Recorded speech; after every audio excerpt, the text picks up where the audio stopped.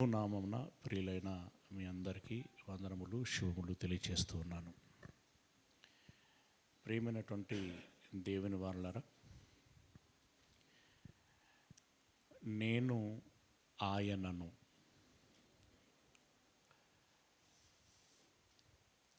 నేను ఆయనను. ప్రియులరా,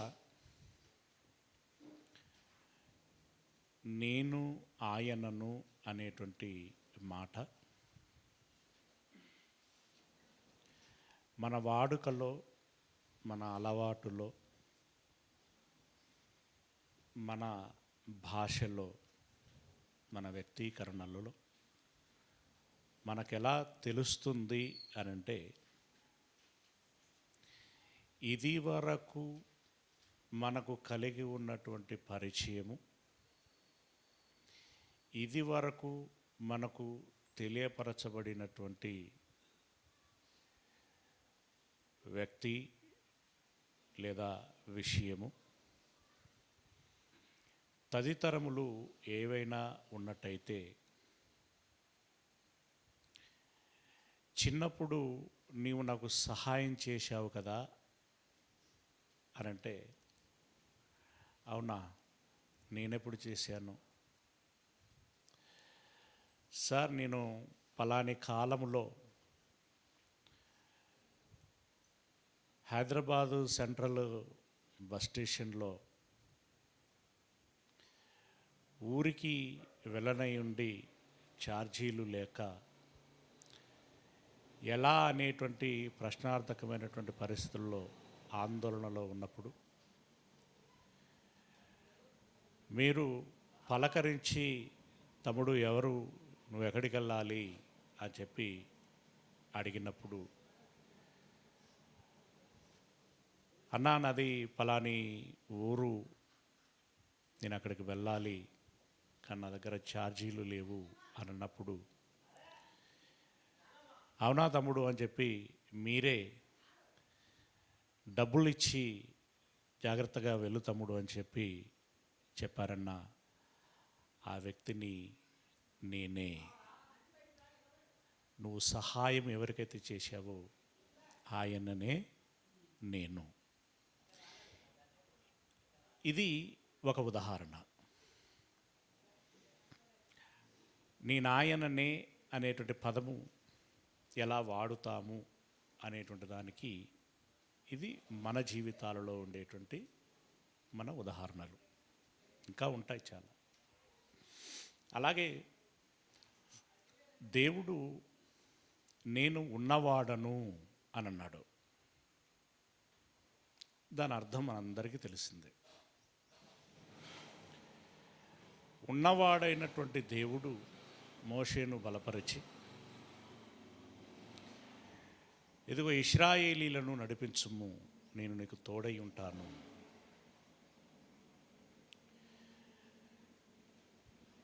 నీవు వారినందరినీ నేను వాగ్దానం చేసినటువంటి పాలు తేనెలు ప్రవహించేటువంటి దేశమైన కనానుకి నేను నడిపిస్తాను. ఆ రోజు నేనే ఆయననని మీరు ఎరుగుదురు. మీ పితరులైన అబ్రహాము, ఇస్సాకు, యాకోబులకు నేను వాగ్దానం చేశాను. అబ్రహాము, ఇశ్రాయేలు, యాకోబుల దేవుడనుగా నేను వారికి తెలిసి ఉన్నాను. మీ పితరులకు వాగ్దానం చేసినటువంటి దేవుడనని ఆ దినమున మీరు ఎరుగుదురు. ఆ రోజు నేనే ఆయననని మీరు ఎరుగుదురు అని ఇలా అనేక సందర్భాలలో చెప్పాడు ఇశ్రాయేలీలకి. తదుపరి బబులోని లాంటి వాళ్లకు చెరపట్టబడిన తర్వాత ముందే చెబుతున్నాడు, మిమ్మల్ని విడిపిస్తాను.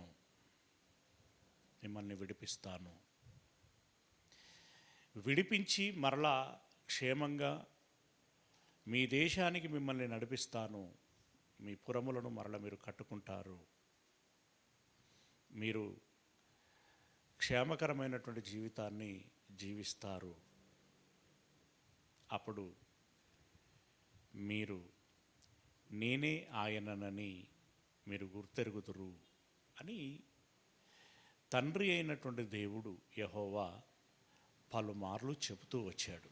పాత నిబంధనలో ప్రవక్తల మాటలలో పలుమార్లు మనకు కనిపిస్తూ ఉంటుంది. అలాగే యేసు ప్రభుల వారు కూడా తన జీవితంలో తాను నేనే ఆయనను అని మీరు ఎరుగుదురు అని చెప్పాడు. ఇప్పుడు ఉదాహరణకి ఇప్పుడు ప్రారంభంలో చెప్పినట్టుగా నా సంగతి నేను ఆ వ్యక్తికి చెప్పాను, నేనే ఆయనను అని, ఉదాహరణగా. అలాగే మీ జీవితాలలో మీకు కొన్ని అనుభవాలు ఉంటాయి.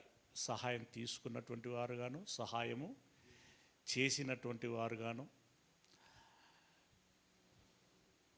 అప్పు ఇచ్చినటువంటి వారుగాను, తీసుకున్నటువంటి వారుగాను, చదువు చెప్పినటువంటి వారుగాను, చెప్పించుకున్నటువంటి వారుగాను మీరు ఉంటారు.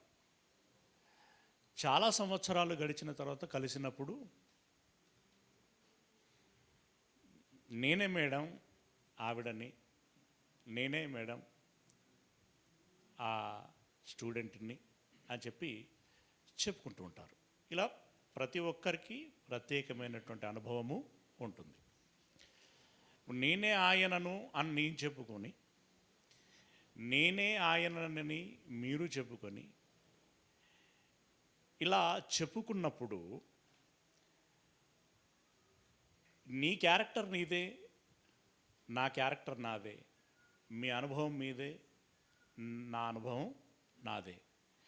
నేనే ఆయనను అనేటువంటి ఈ అక్షరాలు, ఈ పదాలు వాడినంత మాత్రాన నేను మీరు కాదు, మీరు నేను కాదు.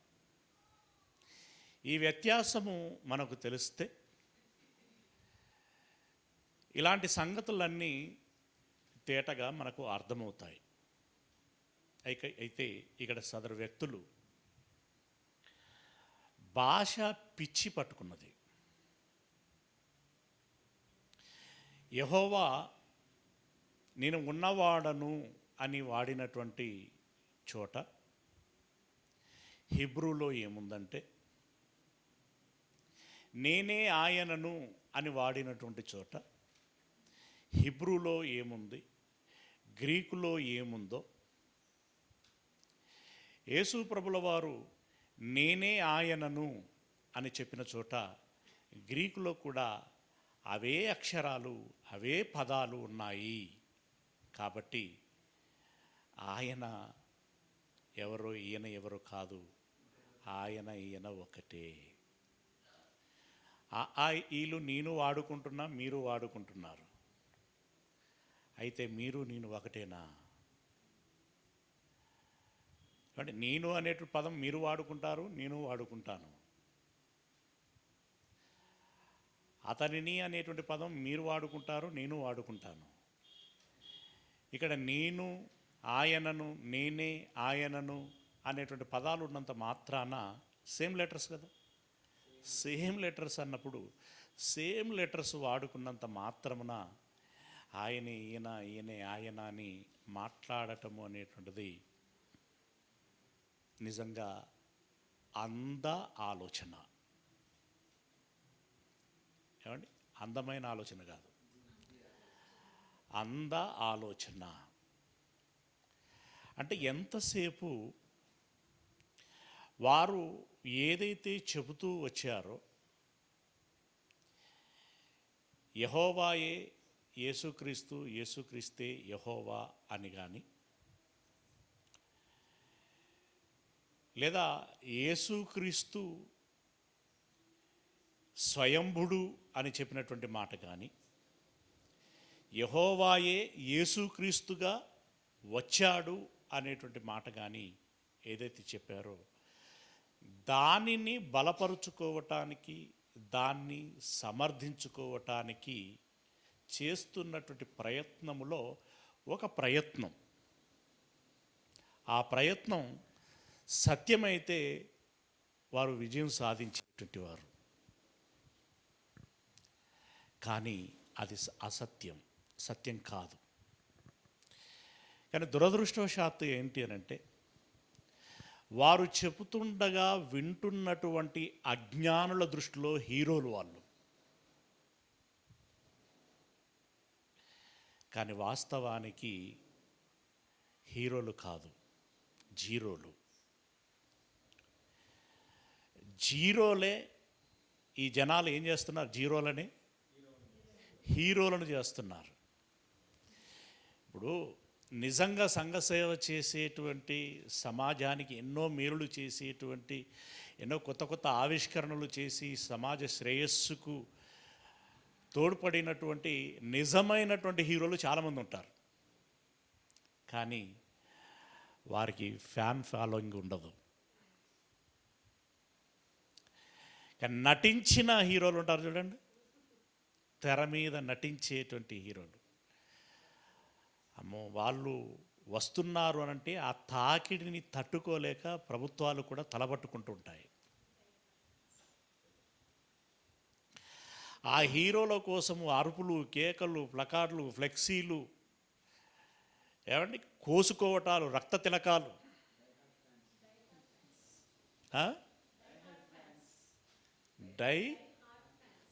అబ్బా అంటే చావటానికి కూడా సిద్ధపడేటువంటి ఫ్యాన్స్ అన్నమాట.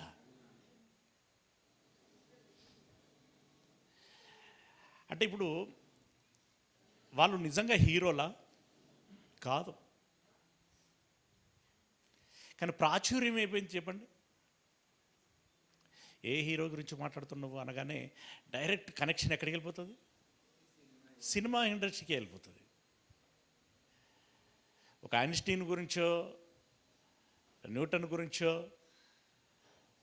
లేకుంటే ఒక మంచి చరిత్రకారుడి గురించో, అంటే ఒక గుర్రం జాషువా గారి గురించో, ఒక అల్లూరి సీతారామరాజు గురించో, ఒక మదర్ తెరిసా గురించో వెళ్తుందా? వెళ్ళదు. అంటే అలా మోడిఫై అయిపోయామన్నమాట. సమాజం అంతా కూడా అలా అప్డేట్ అయింది. అప్డేట్ మీన్స్ అంతే కదా, అలా అప్డేట్ అయిపోయింది. ఇప్పుడు ఈ సినిమా ఇండస్ట్రీ లేనప్పుడు వాళ్ళు రంగులు వేసుకొని ఆడేటోళ్ళు, రానేటోళ్ళు. సమాజంలో చిన్న చూపు ఉండేది వాళ్ళకి. అలాంటిది కాస్త ఈ రంగులమయమైనటువంటి దృశ్యాలు, కొంచెం మాసు విశృంఖలత్వము పెరిగిన తర్వాత వాళ్ళ యొక్క స్టేటస్, స్థితిగతులు అనేటువంటివి మారిపోయాయి ప్రజల దృష్టిలో. ఓకే ప్రియులారా, కానీ ఎప్పటికైనా నిజమైన హీరోయిజం నిజమైనదే. నటన నటనే. జీరోలు ప్రయత్నం చేస్తే హీరోలు కావచ్చు, కానీ అలా కాకుండా మేము అనుకున్నదే చేస్తాము, అలాగే ఉంటాము అంటే వారు ఎన్నటికైనా జీరోలుగానే ఉంటారు. మన పిల్లలకి ఇచ్చిన చిల్డ్రన్ స్కూలు పిల్లలకి ఒక పాట ఉంది, నువ్వు హీరోవా జీరోవా అని. ఎవరురా నువ్వు, హీరోవా జీరోవా? వినవల్లే.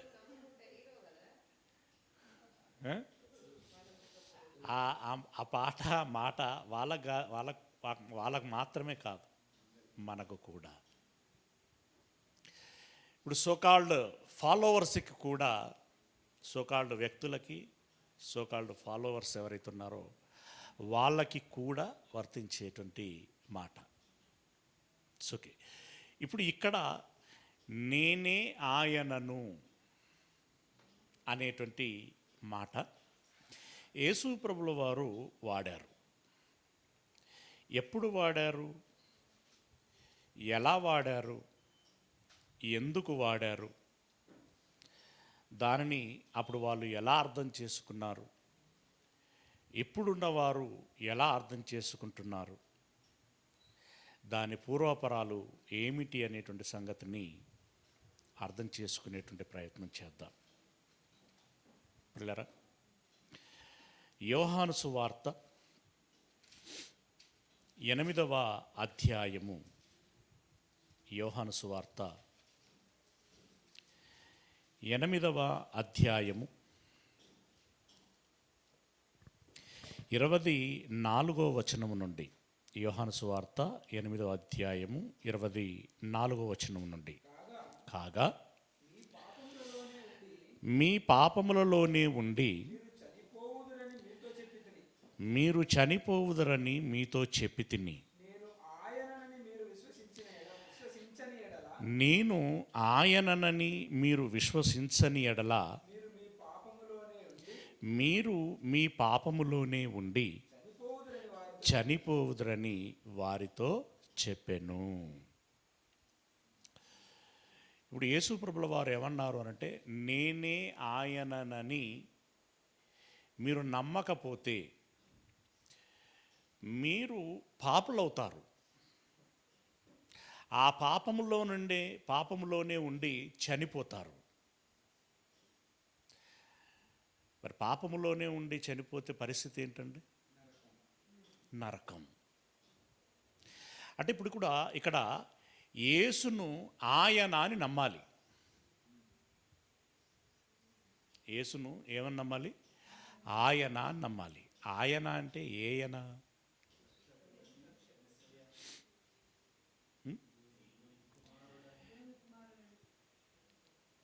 పిల్లరా, నేనే ఆయనను అని ఆయన అన్నాడు అనంటే, ఆయనను అని నమ్మాలి అని అన్నప్పుడు వీరంటున్నటువంటి మాట, వీరు చెప్పుచున్నటువంటి మాట ఏంటంటే, పాత నిబంధనలో నేనే ఆయనను అని చాలాసార్లు చెప్పుకున్నాడు కదా, అలా నమ్మాలి, అది నమ్మాలి.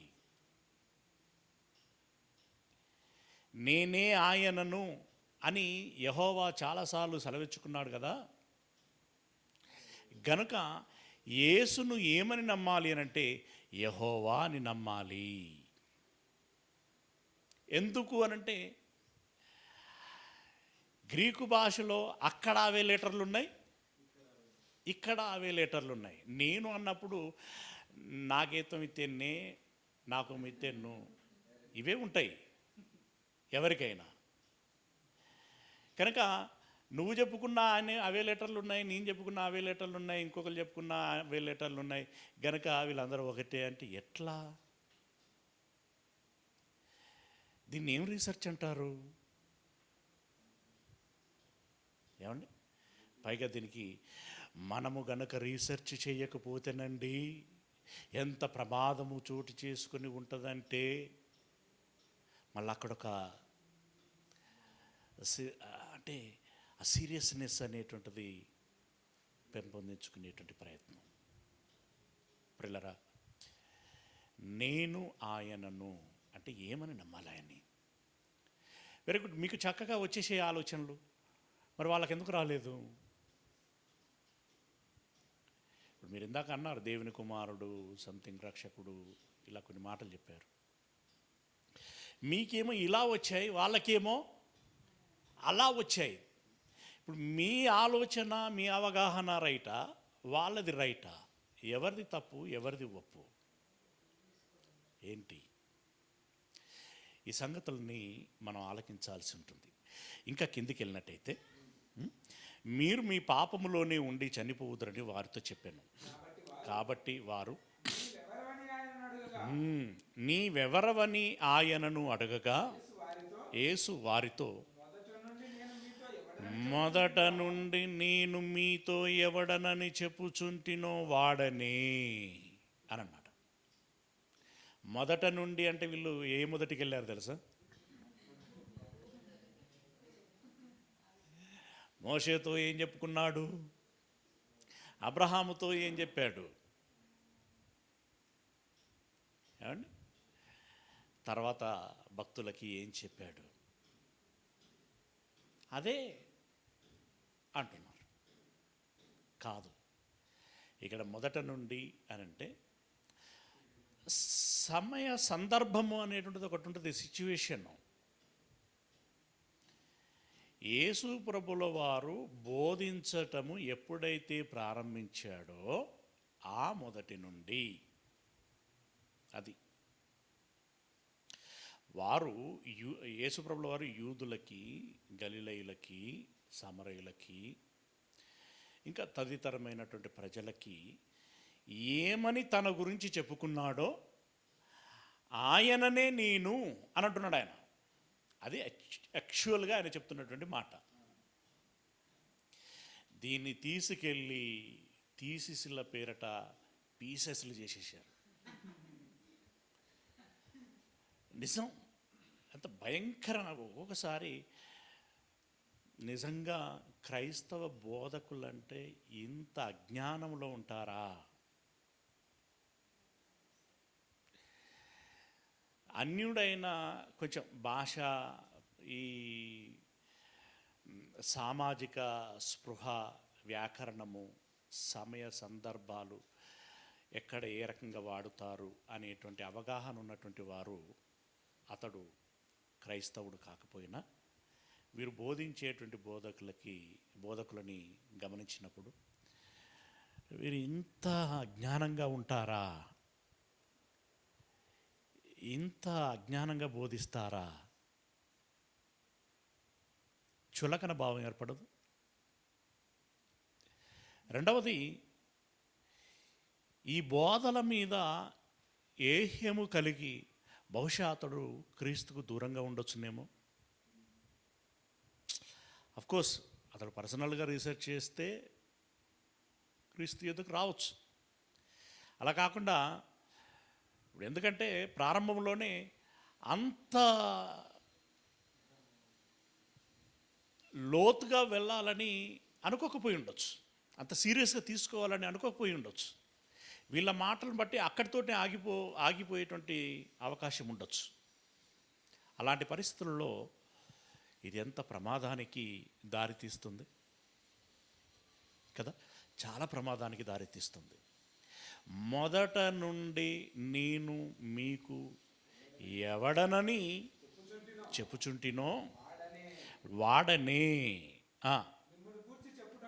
మిమ్మును గూర్చి చెప్పుటకును తీర్పు తీర్చుటకును చాలా సంగతులు నాకు కలవు, కానీ నన్ను పంపినవాడు సత్యవంతుడు. ఇక్కడే చెప్తుండే, నేను ఆయన కాదని చెప్తూనే ఉన్నాడు. నేనే ఆయనను అంటే, ఆయనంటే ఎవరో కాదు యెహోవానే నువ్వంటే, ఈయన ఏమంటున్నాడు, ఒరే యెహోవాను కాదు, యెహోవా పంపగా వచ్చిన వాడనే చెప్తున్నాడు. ఎక్కడికక్కడ ఈ చెంప ఆ చెంప వాయిస్తున్నా కూడా వీళ్ళకి అసలు అది పట్టట్లేదండి.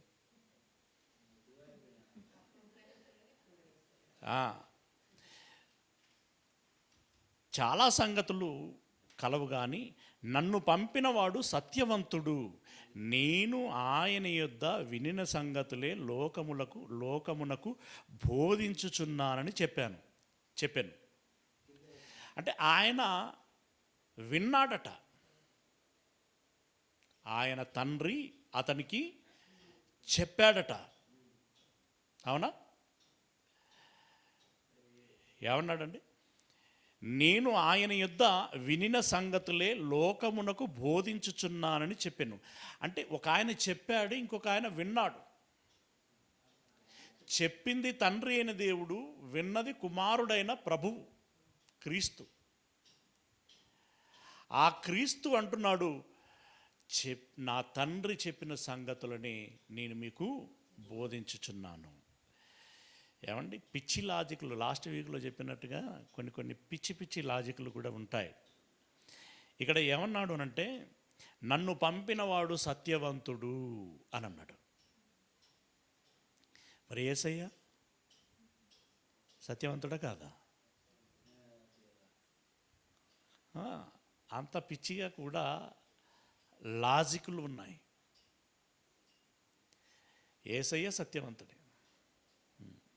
నువ్వు విశ్వాసమేనా? నేను విశ్వాసిని. కాబట్టి మనం ఇప్పుడు ఎవరు? నన్ను లాజర్ అని పిలవచ్చు,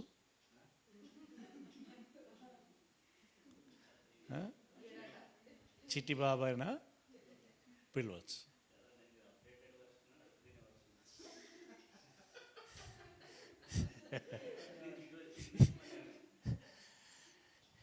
ఏమండి మరి బోధలు రూపాంతరాలు అవి. బోధలలో రూపాంతరాలు, అమీబాలు చాలా ఉన్నాయి. అవునా?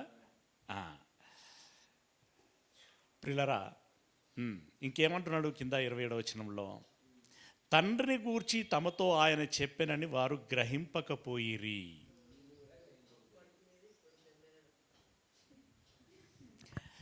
నాకు చెప్పి పంపించిన ఆయన ఒకడు ఉన్నాడు, ఆయన నా తండ్రి అని అంటున్నాడు అనే సోయి వాళ్ళకు రాలే. వాళ్ళకు రాలే, వాళ్ళ వారసులకు కూడా రాలేదు. పైగా వీళ్ళది ఈ బోధ, వాళ్ళది ఆ బోధ, ఏమండి ఏదో ఏరియన్స్ బోధట, నీ బోధట, ఆ బోధట చెప్తున్నారు. తర్వాత ఇంకా కిందికి వెళ్ళినట్టయితే, కావున యేసు మీరు మనుష్య కుమారుని పైకెత్తినప్పుడు, మీరు మనుష్య కుమారుణ్ణి పైకెత్తినప్పుడు నేనే ఆయనననియు నా అంతటా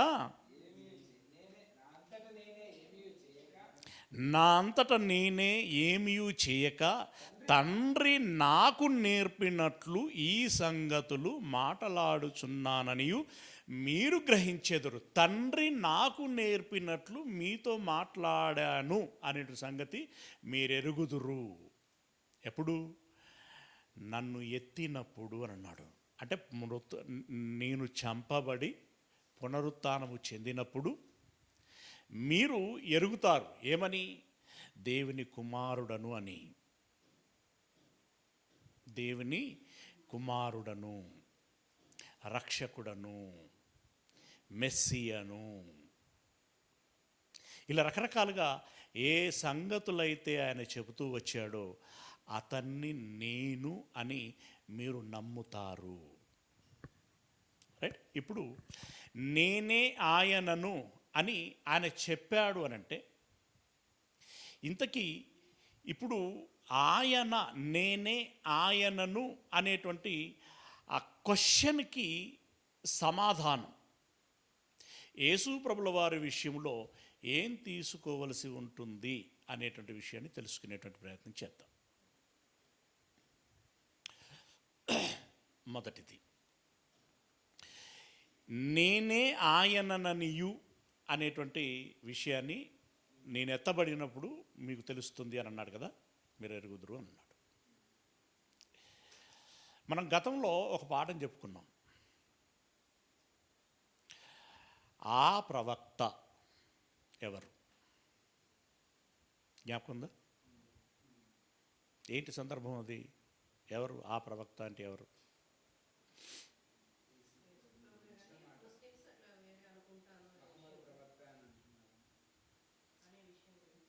వాళ్ళు అనుకుంటున్నారు పక్క పెట్టు, మనం అనుకున్నది ఏంటి? ఎట్లా ఎట్లా ఆ ప్రవక్త అంటే మరి మర్చిపోకూడదు. మోషే గారు ఏమన్నారు? నీలాంటి కాదు, నాలాంటి. ఇప్పుడు మీరు ఇట్లా ఆగమవుతారు కాబట్టి వాళ్ళ ఆగడాలు నడుస్తున్నాయి. తీయండి, ద్వితీయోపదేశకాండం 18వ అధ్యాయం. ద్వితీయోపదేశకాండం 18వ అధ్యాయము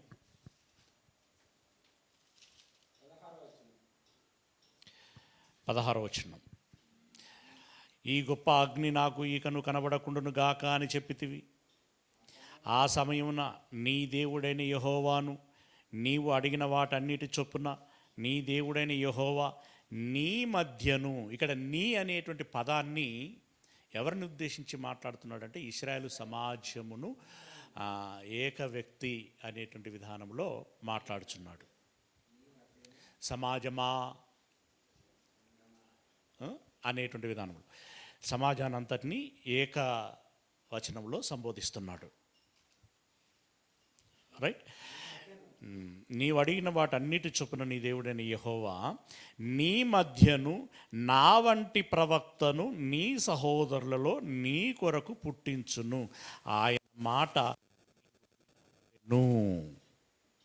ఆయన మాట నీవు వినవలెను అని అన్నాడు. ఇప్పుడు మోషే గారు ఏమన్నారు అనంటే, నా వంటి ప్రవక్త మీ మధ్యలో మీకు వస్తాడు, మీకు బోధిస్తాడు, ఆయన మాట మీరు వినాలి, లేకుంటే అతడు విచారణ చేస్తాడు, తీర్పు తీరుస్తాడు. ఇదే మాటని లూకా గారు ప్రస్తావన చేస్తారు అపోస్తల కార్యంలో. ఏమనంటే, ఆయన మాట మీరు వినాలి, వినకపోతే సర్వనాశనం అవుతారు అని అన్నాడు. సర్వనాశనం అవుతారు. అంటే ఇప్పుడు మోషే గారు మీ మధ్యలో నా వంటి ప్రవక్త ఒకరు వస్తారు అని, నా వంటి అని ఎవరి గురించి అయితే చెప్పారో ఆయననే నేను అని యేసయ్య చెప్తున్నాడు.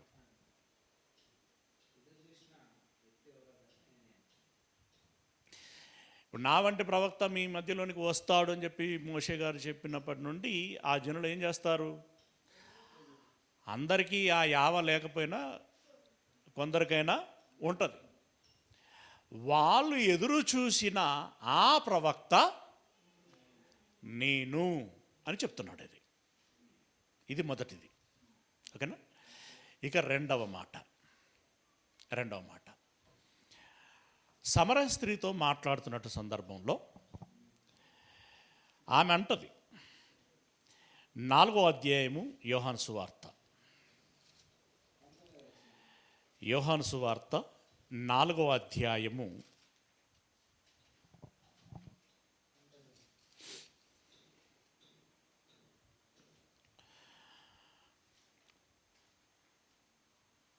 25వ వచనం. యోహాను సువార్త 4వ అధ్యాయము 25వ వచనం. ఆ స్త్రీ అంటే సమరయ స్త్రీ ఆయనతో, క్రీస్తనబడిన మెస్సియా వచ్చునని నేనెరుగుదును. అంటే ఇప్పుడు ఇంతకీ మెస్సియా వస్తారని ఎవరు చెప్పారు? దానియేలు గారు చెప్పారు ప్రత్యేకంగా. మెస్సియా, అభిషక్తుడు. అఫ్కోర్స్ మిగిలిన ప్రవక్తలు కూడా చెప్పారు, కానీ ఆ వర్డ్ స్ట్రైట్గా వాడింది ఆయన.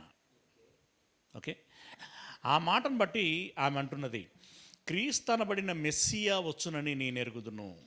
ఆయన వచ్చినప్పుడు మాకు సమస్తమును తెలియజేయునని చెప్పగా, యేసు నీతో మాట్లాడుచున్న నేనే ఆయననని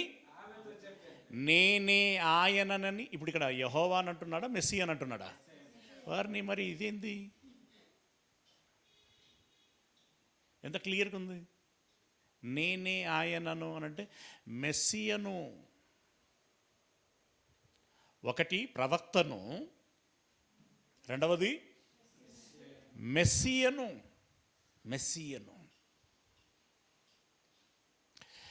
ఇక జక్కయ్యతో మాట్లాడి ఆ ఇంటికి రక్షణ వచ్చింది అని చెప్పిన తర్వాత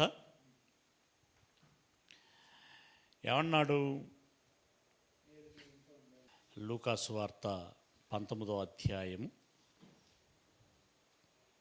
10వ వచనం. నశించిన దానిని వెదకి రక్షించుటకు మనుష్య కుమారుడు వచ్చెనని అతనితో చెప్పాను. ఏం చెప్పుకున్నాడు అక్కడ? రక్షించుటకు వచ్చాను అంటే పరోక్షంగా రక్షకుడను అని చెప్పుకున్నాడు. అంతేనా? పాయింట్ మన మదిలో ఏముండాలి? మొదట నుండి నేను నన్ను గురించి ఎవడనని చెప్పుకొనుచున్నానో అతడినే అని అన్నాడు. దాన్ని దృష్టిలో పెట్టుకుని ఇప్పుడు ఏమని చెప్పుకుంటున్నాడు ఆయన? ఆ ప్రవక్తను అని చెప్పుకున్నాడు. ఇప్పుడు ఆ సమరయ స్త్రీ అన్నది నువ్వు ప్రవక్తవని నమ్ముచున్నాను అని అన్నాడు. నేను ప్రవక్త ఏంటమ్మా అని అనలేదు, అంటే యాక్సెప్ట్ చేశాడనమాట. ఓకే, నువ్వు మెస్సియా వచ్చునని నేను ఎరుగుదునంటే ఆ మెస్సియను నేనే అని అన్నాడు.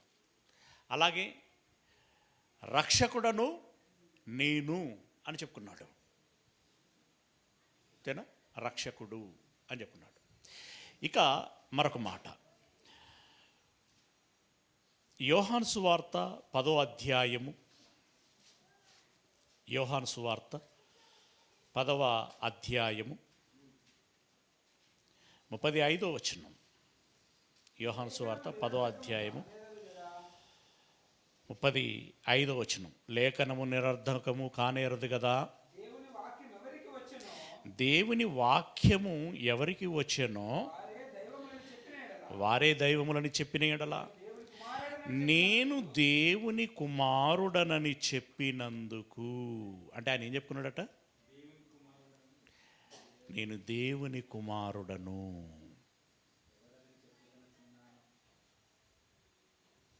దేవుని కుమారుడను. ఓకే, మర్చిపోకూడదు. తర్వాత 8వ అధ్యాయము 12వ వచనం. 8వ అధ్యాయము 12వ వచనం. మరలా యేసు, నేను లోకమునకు వెలుగును, నన్ను వెంబడించువాడు చీకటిలో నడవక జీవపు వెలుగు కలిగి ఉండునని వారితో చెప్పాను. నేను వెలుగును. ఏ వెలుగు? జీవపు వెలుగు.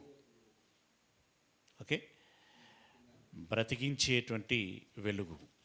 తర్వాత 10వ అధ్యాయము 11వ వచనం. 10వ అధ్యాయము 11వ వచనం.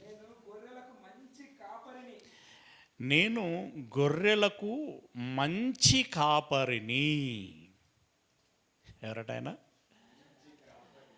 మంచి కాపరి అంటే ఏమంటున్నాడు తెలుసా? పాస్టర్. నేను మంచి పాస్టర్ని అంటున్నాడు ఆయన. ఆయన ప్రవక్త, అలాగే పాస్టర్ కూడా. ఓకే, గొర్రెలకు మంచి కాపరిని. 14వ వచనంలో కూడా మళ్ళీ అంటున్నాడు చూడండి, నేను గొర్రెల మంచి కాపరిని. మంచి కాపరి, గుడ్ షెపర్డ్. ఈ పదం వాడుకలోనికి అలాగే వచ్చింది ఎక్కువగా, గుడ్ షెపర్డ్. ఓకే, నెక్స్ట్ యోహాను సువార్త 14వ అధ్యాయము 5-6 వచనాలు. అందుకు తోమా, ప్రభువా ఎక్కడికి వెళుచున్నావో మాకు తెలియదే, ఆ మార్గము ఎలాగూ తెలియనని ఆయనను అడగగా యేసు, నేనే మార్గమును సత్యమును జీవమును. నేనేమై ఉన్నాను? మార్గమై ఉన్నాను. ఇంకేమై ఉన్నాడు? సత్యమై ఉన్నాడు. తర్వాత జీవమై ఉన్నాడు. ఇన్ని విధాలుగా చెప్పుకున్నాడు ఆయన. నేను మార్గం, సత్యం, జీవము. 10వ అధ్యాయము 7వ వచనం. ఇందులోనే యోహాను సువార్త 10వ అధ్యాయము 7వ వచనం.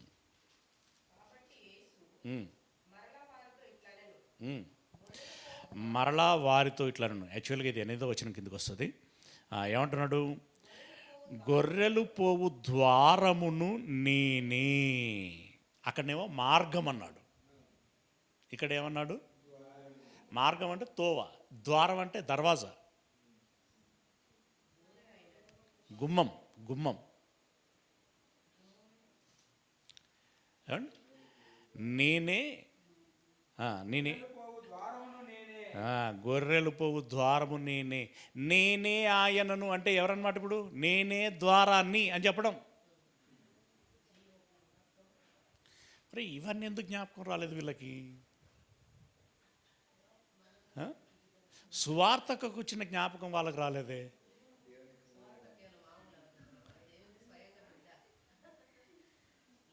కదా. సువార్తకు టక్కున చెప్పింది నేనే ఆయనను అంటే ఎవరంటే దేవుని కుమారుడు అన్నది. దేవుని కుమారుడని సహోదరంటే యెహోవా అని మేధావులు అన్నారు.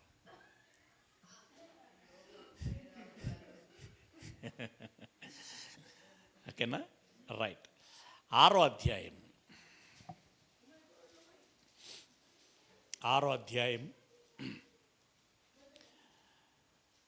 35వ వచనం. యోహాను సువార్త 6వ అధ్యాయము 35వ వచనం.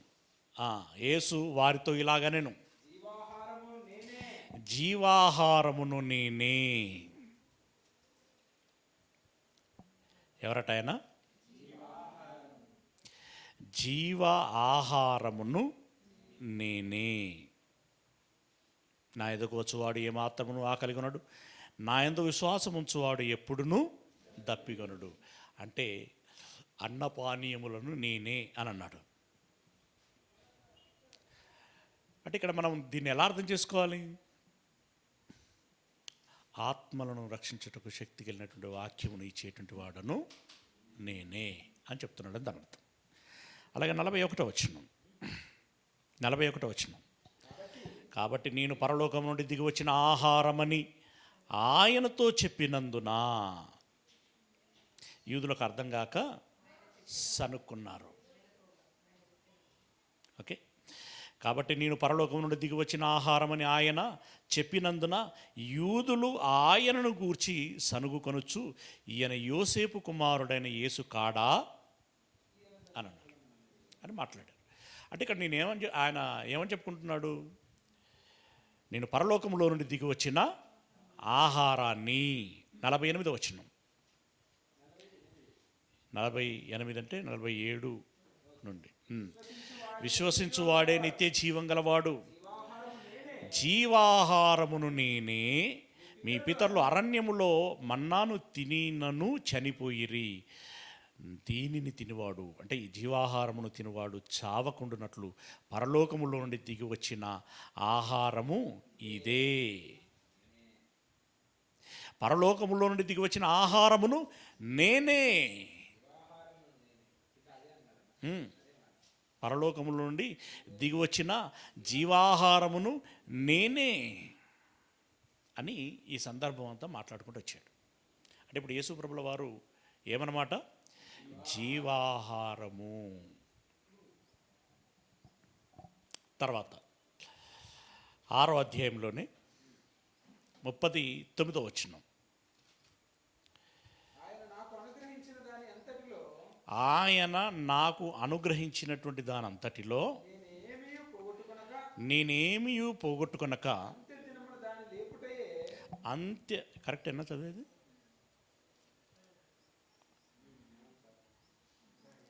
6వ అధ్యాయము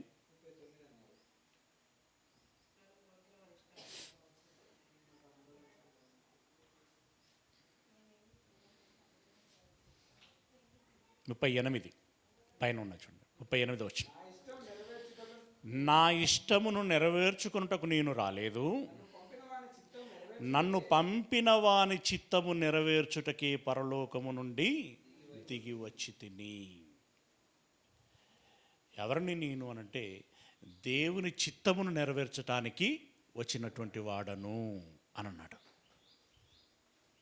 అదేనా? రైట్. ఇంకా ఏమైనా చెప్పగలరా? ఆలోచిస్తూ ఉంటే జ్ఞాపకం వస్తాయి. ఉదాహరణకి ఇవి సరిపోతాయని అనుకుంటున్నాను నేను. ఇప్పుడు ఒక్కొక్కటి వరుసగా చెప్పండి. యేసు ఎవరు? ప్రవక్త. ఏమండి? ఇది కూడా చెప్పండి. మోషే చెప్పినట్టుగా ఆయన ప్రవక్త. ఓకే, దానియేలు గారు చెప్పినట్టుగా మెస్సియా. దేవుడు చెప్పినట్టుగా రక్షకుడు. అంటే దేవుడు అని దేవుడు చెప్పినట్టుగానంటే మరి జకరియా గారు ఇంకా చాలామంది ప్రవక్తలు చెప్తారు, అవునా? వారు చెప్పినట్టుగా రక్షకుడు. తర్వాత దేవుని కుమారుడు. ఈ మాట స్వయంగా దేవుడే చెప్పాడు, నా కుమారుడు అని, నా ప్రియ కుమారుడు, కుమారుడు. తర్వాత వెలుగును, వెలుగై ఉన్నాడు. మా క్రమం చెప్పండి. మంచి కాపరి. తర్వాత మంచి మార్గము, మంచి సత్యము, జీవము. తర్వాత ద్వారము, జీవ ఆహారము. దేవుని చిత్తమును నెరవేర్చేటువంటి వాడు ఆయననే నేనెవడనని చెప్పుకొనుచున్నాను. ఇక్కడ విషయము మళ్ళొకసారి, అది యోహాను సువార్త చివరి మాటలు అవి చదువుదాం. అవి 8వ అధ్యాయంలో పర్ఫెక్ట్గా ఉంటుంది ఆ వర్డ్. యోహాను సువార్త 8వ అధ్యాయము. ఇప్పుడు ఇవన్నీ చదువుకున్నాం కదా, 25 నుండి చదువుకుంటే, వారు నీవెవరవని ఆయనను అడగగా యేసు వారితో, మొదట నుండి నేను మీతో ఎవడనని చెప్పుచుంటినో వాడనే. చెంప చెల్లు అనిపించాడు. మొదట నుండి నేను ఎవడనని చెప్పుకుంటున్నానో వాడినే. ఇప్పుడు చెప్పండి, ఏమని చెప్పుకున్నాడు? ఎవడని చెప్పుకున్నాడు? ఏమండి? ప్రవక్తను, మెస్సియను, కుమారుడను, రక్షకుడను, ద్వారాన్ని, మార్గాన్ని, సత్యాన్ని, జీవాన్ని, వెలుగును, ఆహారమును, కాపరిని, దేవుని చిత్తము నెరవేర్చటానికి వచ్చిన వాడను. ఇవన్నీ చెప్పుకున్నాడు. నేనే మొదట నుండి నేను ఏమని చెప్పుతున్నో వాడినే, ఎవడనని చెప్పుచుంటినో వాడనే అని అంటే, ఎవడనని చెప్పుకున్నాడు అంటే ఇన్ని రకాలుగా చెప్పుకున్నాడు, ఆయనే అని చెప్పటం ఆ మాట వెనకాల ఉన్నటువంటి అర్థం. దీన్ని తీసుకుపోయి ఎక్కడ కనెక్ట్ చేసిళ్ళు? ఏమండి, దీనికి ఇప్పుడు హెబ్రూ భాష, గ్రీకు భాష అవసరమా? అంటే నేను భాష నేర్చుకోవటం తప్పనట్లేదు. అవసరమైన చోట ఆ భాషలో దాని అర్థం ఏముంది అని తెలుసుకోవటం కూడా తప్పేం కాదు. కాకపోతే నువ్వు ఏ భాషలో చదివినా భావము తప్పిపోకుండా చూసుకునేటువంటి అవసరత ఉంటుంది. భాష ఓకే, కానీ భాష పట్టుకొని భావాన్ని ఎగరగొట్టామనుకో, ఆ భాష నీకు నష్టం చేసింది అవుతుంది తప్ప లాభం చేసింది అవ్వదు. కనుక నువ్వు ఏ భాషలోనైనా చదువుకోయేమయ్యా. అందుకే కదా రకరకాల భాషల్లో దేవుడు బైబిల్ ఇచ్చాడు. అసలు భాషలు పుట్టించిందే ఆయన. వారి వారి భాషల్లో బోధించులాగున అపోస్తలులకు వరములను ఇచ్చింది ఆయనే. ఓకే, కాబట్టి ఇప్పుడు మీ భాషలలో మీరు చదువుకోండి అని చెప్పి హిబ్రూలో ఇచ్చాడు, గ్రీకులో ఇచ్చారు, అరామిక్లో ఇచ్చాడు, లాటిన్లో ఇచ్చాడు, ఇంకెన్ని ఇచ్చాడు, ఫ్రెంచ్లో ఇచ్చాడు, చైనీస్లో ఇచ్చాడు. ఇప్పుడు మనకు భారతదేశంలో ఎన్ని భాషలు ఉన్నాయో అన్ని భాషల్లో ఇచ్చాడు. ఇప్పుడు ఈ భాషలో నువ్వు చదువు, అర్థం చేసుకో, ఆ భాష తెలిసిన వారికి బోధించు. కానీ నువ్వు ఏ భాషలో చదివినా, ఏ భాషలో బోధించినా ఏం మారకూడదు? భావం మారకూడదు. కానీ వీళ్ళు భావాన్ని ఎగరగొట్టి మాకు భాష ఎంతొచ్చో చూడు, మాకు హిబ్రూ కూడా వచ్చు, మీకు రాదు కాబట్టి అని అంటున్నారు. మాకు గ్రీకు వచ్చు. నీ భాష నిన్ను నరకానికి తీసుకెళ్లేదై ఉండకూడదు. నీ భాష నిన్ను ప్రమాదములో పడేసేదై ఉండకూడదు. అంటే వినికిడి అనేది మనిషికి మంచిదా చెడ్డదా?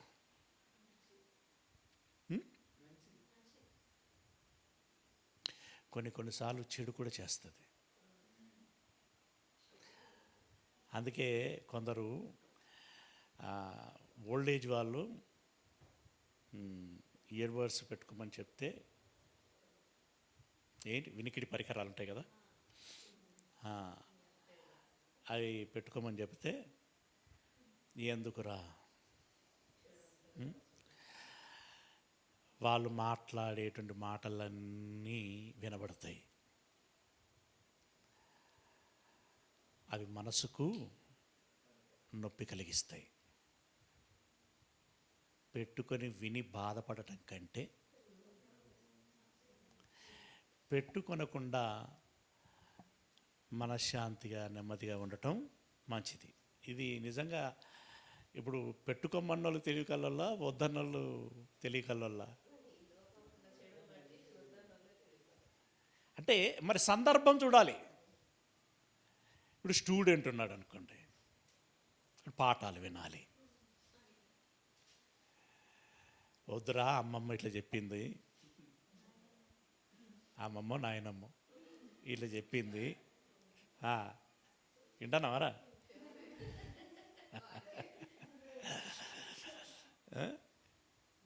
అని చెప్పి పెట్టొద్దు అని చెప్పి నువ్వు పెట్టలేదనుకో, అక్కడ నష్టమా లాభమా, మంచిగా చెడా? నష్టం. అక్కడ పెట్టుకోవాలి. అవునా? కొంతమంది సైట్ ప్రాబ్లం వచ్చిన తర్వాత అద్దాలు పెట్టుకుంటే మీకు సైట్ వచ్చిందని అనుకుంటారని మేనేజ్ చేయడానికి ప్రయత్నం చేస్తూ ఉంటారు. చివరికి అది ఏం చేస్తుంది? నష్టం చేస్తుంది కదా. కాబట్టి అంటే ఇప్పుడు అక్కడ అమ్మ వద్దన్నది, అక్కడ మంచిది. అది ఇక్కడ ఇంకొక దగ్గర ఒక అబ్బాయికి కావాలన్నారు, మంచిది. అది అక్కడ ఎక్కడ మంచి, ఎక్కడ చెడు, ఎక్కడ భాష అవసరం, ఎక్కడ భావము, ఇవన్నీ దృష్టిలో పెట్టుకొని బైబిల్ను మనం ధ్యానించి సత్యమును గ్రహించి ఆ సత్యానుసారంగా మనం ముందుకు సాగాల్సినటువంటి అవసరము ఉంది. దయచేసి మీ అందరికీ నా అడ్వైజ్ ఏంటంటే, ఎవరు ఏం బోధించినా మీరేం విన్నా కూడా వెంటనే ఎమోషన్ అవ్వకండి. తొందరపాటు అనేటువంటిది మనిషిని ప్రమాదంలో పడేస్తుంది. ఆలోచించండి, విచారించండి, పలు లేఖనాలతో దాన్ని సరిచూడండి. అప్పుడు సత్యము అని అనిపిస్తే దాన్ని వెంబడించండి. అసత్యము అని అనిపిస్తే దాన్ని పక్కకు పెట్టండి. మరెవరైనా ఆ అభిప్రాయంలో ఉంటే, వారు విని అర్థం చేసుకోగలిగేటువంటి విధానంలో ఉంటే వారికి చెప్పి వారి అభిప్రాయాన్ని మార్చండి.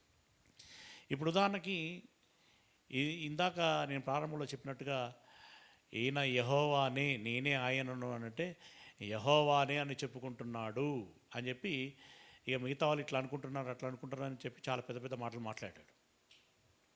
ఇప్పుడు మీరు ఆయనకు చెప్పాలనుకున్నారనుకోండి, ప్రయోజనమేమీ ఉండదు. లాస్ట్ టైం తమ్ముడు ఫోన్ చేసి మెసేజ్ పెట్టి ఆడియో లెటర్స్ పెట్టాడు, ఆడియో కూడా పెట్టినావా, ఏదో సంథింగ్ అయితే పెట్టాడు. పెడితే ఇంతకు నువ్వేం చెప్పదలుచుకున్నావో చెప్పానన్నాడు. అడిగిన దానికి చెప్పకుండా నువ్వేం చెప్పదలుచుకున్నావు చెప్పాను. మొత్తానికి దాంట్లో చివరికైతే నాకు అర్థమైంది ఏంటంటే, ఎస్కేప్ అయ్యాడు అని నాకు అనిపించింది. అంటే వాళ్ళు వినరిక. కాబట్టి ఏది ఎంతవరకు తీసుకోవాలో అంతవరకు తీసుకోండి. ఏది ఏ విధంగా తీసుకొని దాన్ని వెంబడించాలో ఆ రకంగా వెంబడించడానికి ప్రయత్నం చేయండి. అర్థమైంది కదా ఇప్పుడు నేనే ఆయనను అనేటువంటి మాటకి అర్థం. Very good. God bless you.